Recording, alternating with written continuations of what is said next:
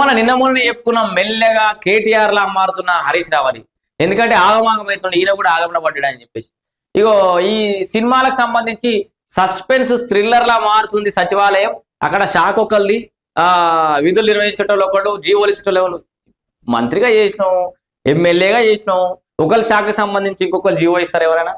అట్లా సాధ్యమవుతుందా టెక్నికల్ గా? ఆయనకు ఆల్రెడీ ప్రభుత్వ మన ఆది శ్రీనివాస్ కూడా గట్టిగానే కౌంటర్ ఇచ్చిండు. ముందుగా నీ ఇంట్లో దుకాణం చూసుకో, ఇగో ముందు నీ ఇంట్లో సినిమా గురించి ఆలోచించు, బయట సినిమా గురించి వెనక చిక్కని అయిపోయాయి. ఓ నోటితో అంటే ఓ నోటితో అనిపించుకుంటుంది. మొత్తానికి హరీష్ రావు గారు, నేను కూడా చెప్తున్నా, ముందుగా మీ సిద్దిపేట చూసుకోరు, అయిపోయింది. మీరు రాష్ట్రం అంతా సచివాలయం ఆ స్థాయి అక్కడ మాట్లాడే పరిస్థితి లేకుండా అయిపోయింది. మీరు ఏడ మాట్లాడినా ఆల్రెడీ బూమరాంగ్ అవుతుంది. ముందుగా మీ సిద్దిపేట కిందికే నీళ్ళు అవుతున్నాయి చూసుకో ఒకసారి. కొమర్చెరు నీళ్ళు ఇదైపోతున్నాయి. చాలా మంది చాలా దిక్కుల నుంచి మీకు ఎక్కువ పెట్టిరు బాణాలు. 2-3 అభ్యర్థులు గట్టిగానే దిగుతున్నారు. సో దానివల్ల ఓట్లు వీళ్ళపై గెలుస్తారేమో అనుకోకూరి. మొత్తానికి దెబ్బ పడబోతుంది ఈసారి.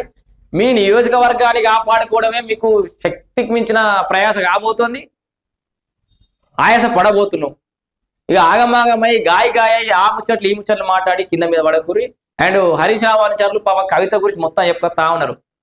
బీఆర్ఎస్ పార్టీ పరువు తీసుకోవడానికి వాళ్ళు చాలు.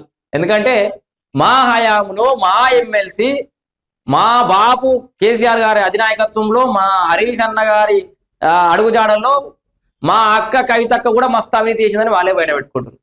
సింపుల్. తెలంగాణ సమాజం ముందటైతే హరీష్ రావు చేసిన అవినీతి కవిత బయట పెడుతుంది, కవిత చేసిన అవినీతి హరీష్ రావు మనుషులు బయట పెడుతుంది. సింపుల్. ఓవరాల్ గా మీరిద్దరు బీఆర్ఎస్ పార్టీలు అందరూ అయితే అవినీతి చేసినైతే క్లారిటీ వచ్చింది కదా. సమాజం ముందట మీరే బహుళ అయిపోతారు. సో మీరు చేసిన అవినీతి జనాలకి బాగా పోతుంది. దీని ద్వారా నష్టపోతుంది మీరే.